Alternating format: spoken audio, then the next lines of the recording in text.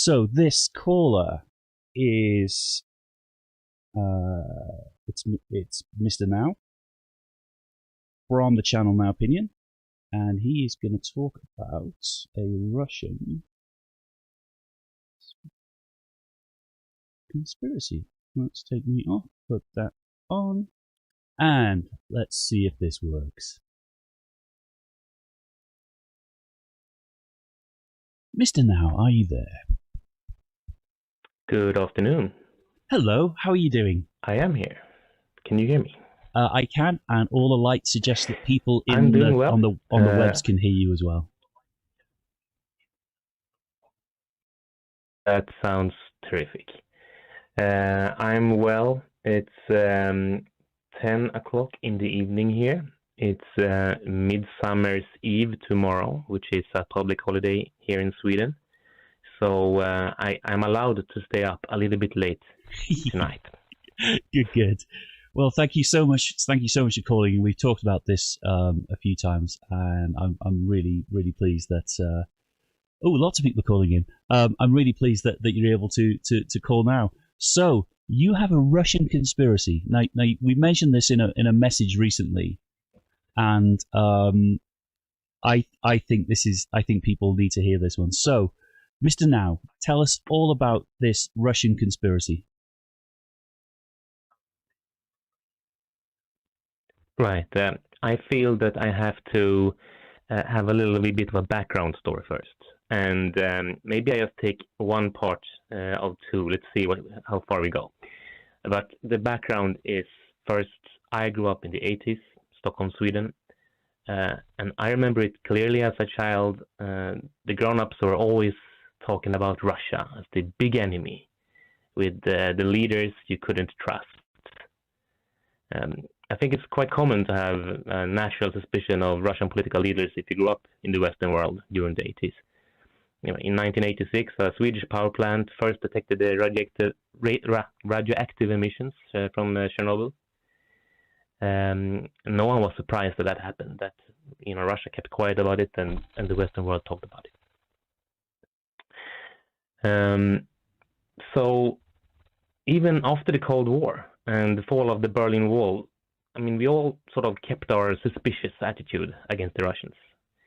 I know I did, and these things are hard.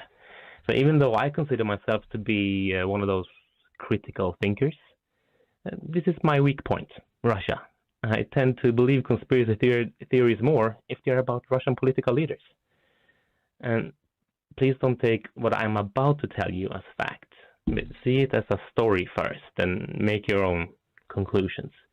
But it's going to be hard, if not impossible, to actually find the truth in this, and that's why it's so difficult to talk about.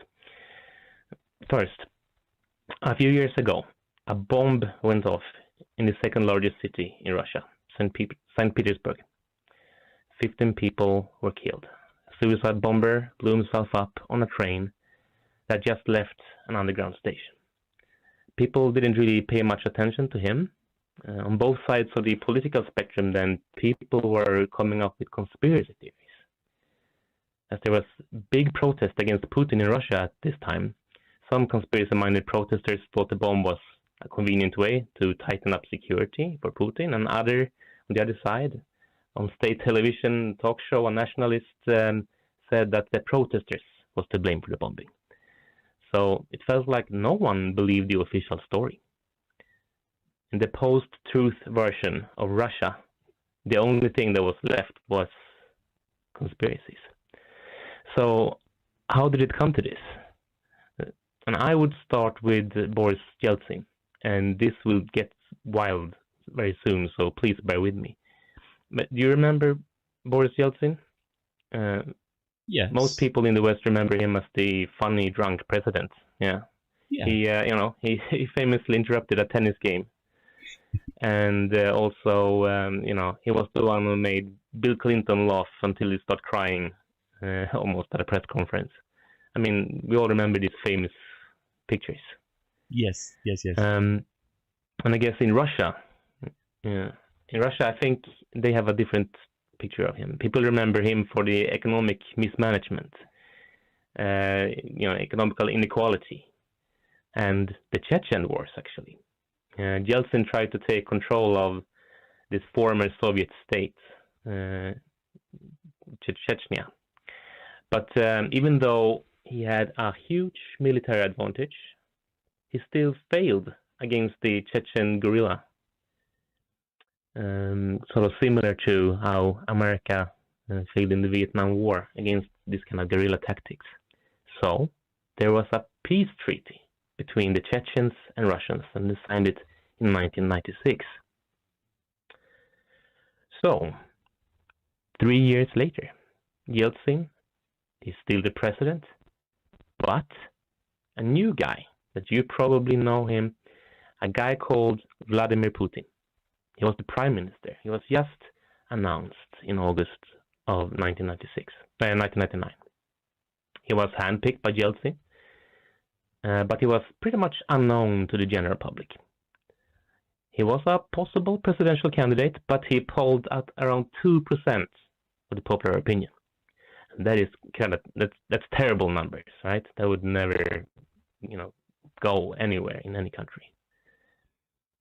So he had just been prime minister for a month when there was a series of bombings of apartment buildings in Russia, both in Moscow and in other cities. And hundreds of people died. And Putin, he blamed it on the Chechens. And quite immediately he started the Second Chechen War. It's kind of famous. It was an incredibly destructive war. The Russians completely destroyed the Chechen capital of Grozny. I looked it up today. The United Nations called Grozny the most destroyed city on Earth. That was in 2003. Things might have happened since then.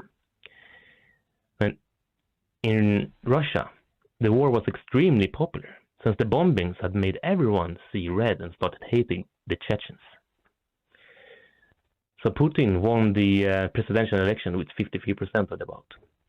But already back in the year 2000, some people couldn't help but wonder, did he, Putin, bomb those buildings himself to put the blame on Chechen as starting a war to get the public on his side? I mean, that sounds crazy, right? It reminds me of how some of these 9/11 conspiracy nuts think. Mm-hmm. I guess you can agree with me there, Chase. Yes, it's out. It's certainly out there. Let me tell you a little bit more of the. Yeah, there's a. Yes. So I'm gonna tell you the conspiracy now, and I would like you to judge me and tell me that I'm wrong, because I want to be wrong, of course. So first, the factual stuff. Here's what factually happened. 4 bombs went off during a period of 14 days in Moscow and 2 other cities. So the first one was in a truck. The explosion made the entire building to collapse, and over 60 people died. A few days later, another bomb makes a 9-story apartment building to collapse, killing over 90 people. 2 more buildings was destroyed in the same way. Hundreds of people died in totality during collapsing buildings while they were asleep, crushed. It was easy to understand the general panic in the entire country. Anyone could be the target for the next explosion. Russian cities organized night patrols to stop more bombings taking place. But here's the interesting part. The government immediately blamed the bombings on Chechen guerrillas. But what would their motive be? It was 3 years after the first Chechen War. Remember, Chechnya won. They had signed a peace treaty with. They got exactly what they wanted. They had nothing to gain by performing these acts. They must have known that acts of terrorism of this scale would have led to war, right? The third bomb went off in Moscow again. However, the Speaker of the Russian Parliament said that the bomb went off in Volgodonsk. Okay, maybe a mistake, sure. But the thing is, 3 days later, an apartment building in that city, Volgodonsk, was actually blown up. And after the third bombing, or actually already after the first bombing, it's hard to imagine Chechen rebels running around in Moscow undetected with all the police checkpoints that were set up immediately everywhere. Think of the very heavy explosives, big and heavy sacks weighing over 50 kilos. How would you transport it? How would you install it without being detected? Especially when everyone was on the lookout for Chechens. And apparently, I can't really verify this, but in Russia, you can apparently detect if someone is from Chechnya or not. So how did they move around undetected? Chechens was apparently stopped on the street, beaten up. Everyone was hating Chechens at this time. It was just the fact during this period. You should look up David Satter. He's the guy that is behind most of the information I'm going to talk about now. Okay. He has written many books about Soviet Union and Russia. And he was in Moscow at the time. And his sources within the security services in Russia actually suspected that the FSB, the modern version of KGB, was behind the bombings. So they set up a meeting at a very public place, and they spoke, secretly with each other. So David's sources said that the simple fact that something called hexogen, and I don't really know what hexogen is, but the simple fact that hexogen was used in the explosions was very fishy. And why? According to the sources, hexogen was only available in one factory in Russia, and that was tightly guarded by the FSB. How could Chechen rebels get any hexogen at all, let alone in those huge quantities? And here's probably where it gets the most strange. There was a fifth bomb in the city of Ryazan. I'm not sure about the pronunciation here, but in the city of Ryazan, the official story starts to fall apart. September 22nd, 1999, 2.5 weeks after the first bomb, a resident in an apartment building saw a white car parked outside of his building where he lived. He didn't think that the license plates looked right. Now remember, everyone was on the lookout.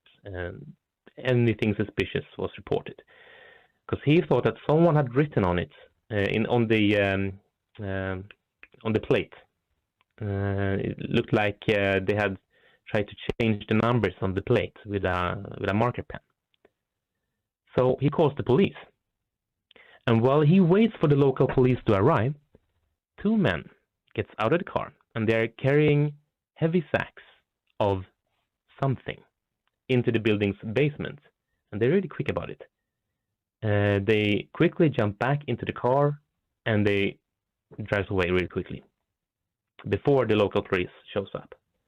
So the police shows up, and they go down into the basement of this building, and they are terrified to see what they believe is a bomb. So they come back up and say, "Evacuate! It's a bomb here." Within hours, the entire city of Ryazan is sealed off. Military and police are everywhere, on the ground, in the air, underground. It's a huge manhunt for these 2 men that was in the white car. Meanwhile, the local FSB in Ryazan, they confirmed that there was a detonator in the basement. They confirmed that the sacks that he saw was filled with hexogen, the exact same explosive that was used to blow up the other buildings. That's exact stuff that could only be found in an FSB-guarded factory. And 1 day later, Prime Minister Vladimir Putin kicks off the Second Chechen War, and solely based on these bombings.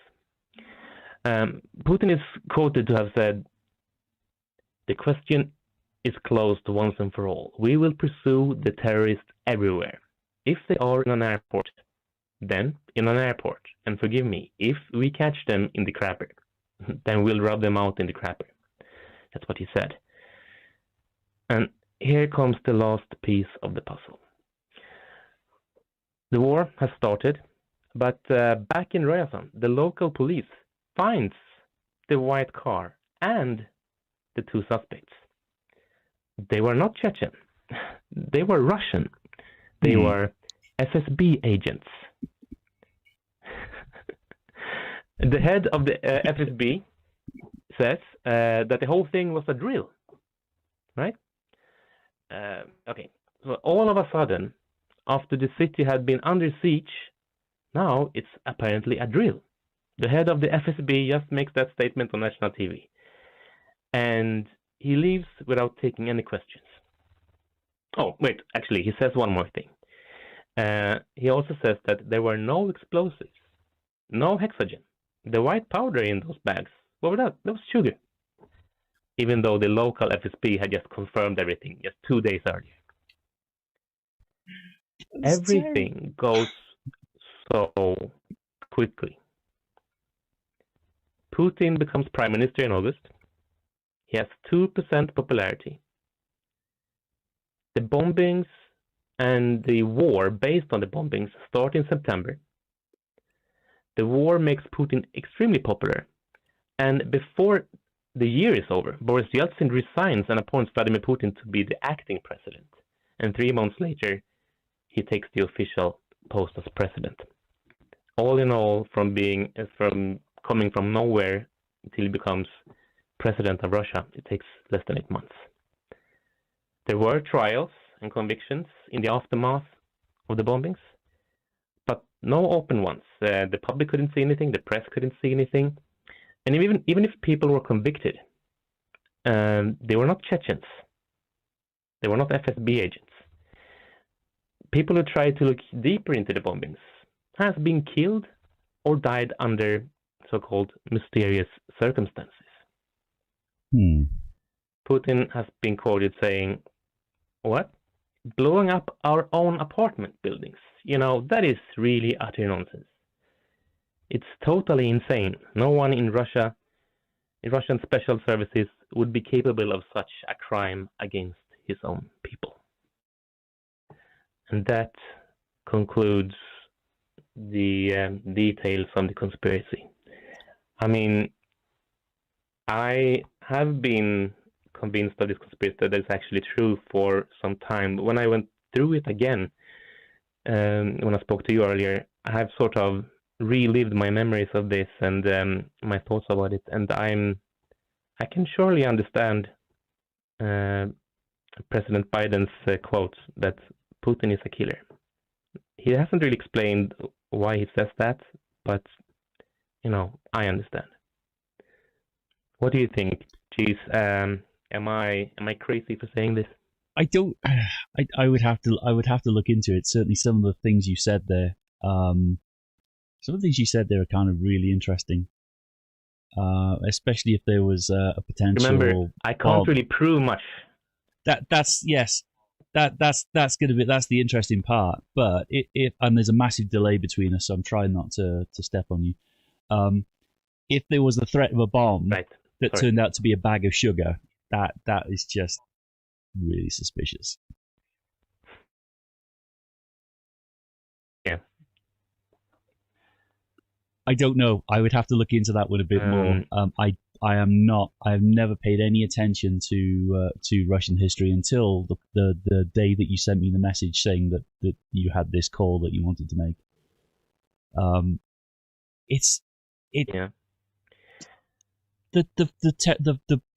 The weird thing for me is it doesn't take a huge leap of imagination for that to be true. It's not beyond the realms of possibility. It's not outrageous, which is, I think, is probably a sign that we're living in a really bad time, that something like that is not outrageous to hear anymore. Yes, and that's true. And just think of recent events with Navalny, poison, Russian opposition people being poisoned abroad. that is just happening more and more, and it's being denied in the same fashion as this is. So we know quite, conclusively that they are definitely putting people down that don't support the president of Russia. That is actually not a conspiracy.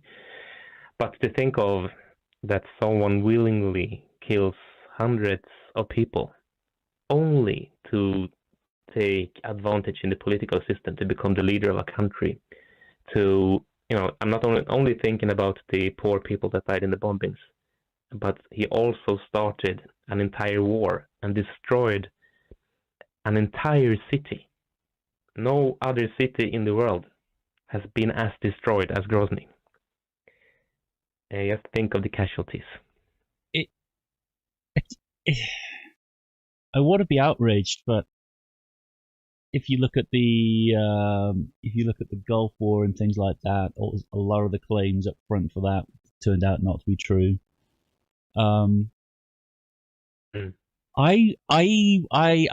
don't know. I feel like I want to look into this one. I think there's a lot I need to look into. But that is, if that was true, that should be terrifying. And unfortunately, I'm not terrified, which means that we're in a pretty sad world at the moment.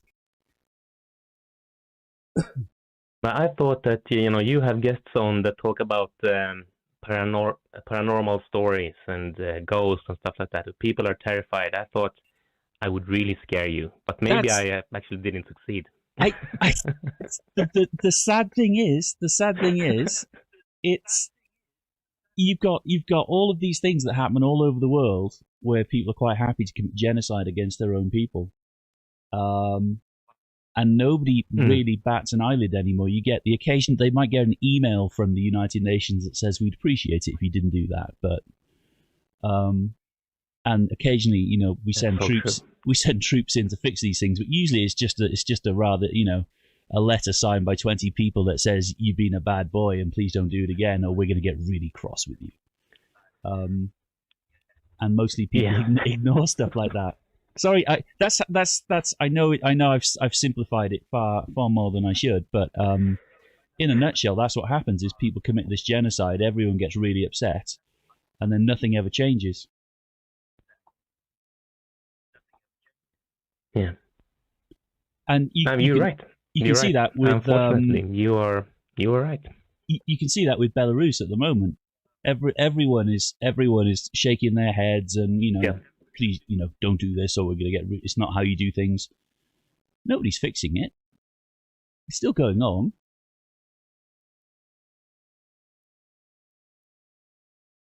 Well, I know someone who made a really good documentary about Belarus. Maybe you should watch it. It was me, by the way. I was talking about me. You should definitely post a link to that one in the side chat. Because you have the... I'll do that whenever I see the...